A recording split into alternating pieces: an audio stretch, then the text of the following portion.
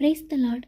இந்த நாளுக்குரிய தேவ வார்த்தை 1 யோவான் 2ஆம் அதிகாரம் 28ஆம் வசனம்.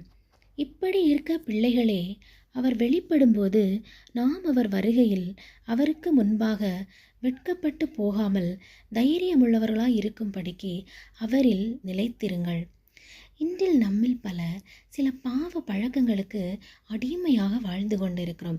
அது ஒருவேளை போதை பழக்கங்களாக இருக்கலாம். சில சூதாட்டங்களுக்கு அடிமைப்பட்டிருப்பார்கள். சில தவறான உறவுகளில் வாழ்ந்து கொண்டிருப்பார்கள். கீழ்ப்படியாமையின் பிள்ளைகளாக வாழ்ந்து கொண்டிருப்பார்கள். இப்படி ஏதோ ஒரு பாவத்திற்கு நாம் அடிமைப்பட்டு வாழ்ந்து கொண்டிருக்கிறோம். நாம் அந்த பாவத்தை விட்டுவிட வேண்டும் என நினைப்போம். ஆனால் அதற்கான எந்த முயற்சியும் நாம் எடுப்பதில்லை. நம் மனம் போன போக்கில் வாழ்ந்து கொண்டிருப்போம். நம் ஆண்டவர் அந்த பாவத்திலிருந்து விடுதலை பெற நமக்கு சில சந்தர்ப்பங்களை நிச்சயமாக நம் வாழ்க்கையில் தருவார். அது ஒருவேளை ஒரு எச்சரிப்பின் செய்தியாக இருக்கலாம். சில வசனங்கள் மூலமாக, சில பிரசங்கங்கள் மூலமாக அப்படிப்பட்ட ஒவ்வொரு இருதயங்களோடும் என் ஆண்டவர் பேசுவார். ஆனால் நாம் என்ன செய்வோம்? இன்று ஒரு நாள் விட்டு விடுவோம், நாளைக்கு மனம் திருந்தலாம் என்று ஆண்டவரிடமே சாக்கு போக சொல்லுவோம், தட்டி கழித்து விடுவோம்.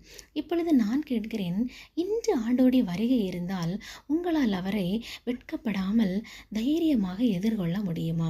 நிச்சயமாக அது ஒரு கேள்விக்குறியாகத்தான் இருக்கிறது. அன்று நாம் புலம்பி எந்த பிரயோஜனமும் இல்லை. ஐயோ, நான் இந்த பாவத்திலிருந்து விடுதலை பெற என் ஆண்டவர் எனக்கு எத்தனை சந்தர்ப்பங்களை தந்தார், நான் விட்டேனே என்று அன்று நீங்கள் புலம்பி எந்த பிரயோஜனமும் இல்லை. ஆண்டவர் உங்களை பார்த்து உன்னை அறியேன் என்று சொல்லிவிடுவார். எனவே மகனே, மகளே, நீ எந்த பாவ பழக்கத்திற்கு அடிமைப்பட்டிருந்தாலும் என் ஆண்டவரிடத்தில் சென்று மனம் கசந்து அழுது அதனுடைய விடுதலைக்காக நீ ஜெபிக்கும் போது என் ஆண்டவர் உன் கண்ணீரை துடைத்து உன் பாவத்திலிருந்து ஒரு விடுதலையை தருவார். அவர் உன்னை மன்னித்து ஏற்றுக்கொள்ள ஆயத்தமாக இருக்கிறார். நாம் ஆராதிக்கிற தேவன் பரிசுத்தமான தேவன். அவரை நாம் பரிசுத்தத்தோடு ஆராதிக்க வேண்டும். எனவே இன்றே அனுக்கிரக காலம், இன்றே மனம் திரும்புவோம். இன்று நம் ஆண்டோடைய வருகை இருந்தால் நாம் வெட்கப்படாமல் தைரியமாக அவரை எதிர்கொள்ள ஆயத்தப்படுவோமா?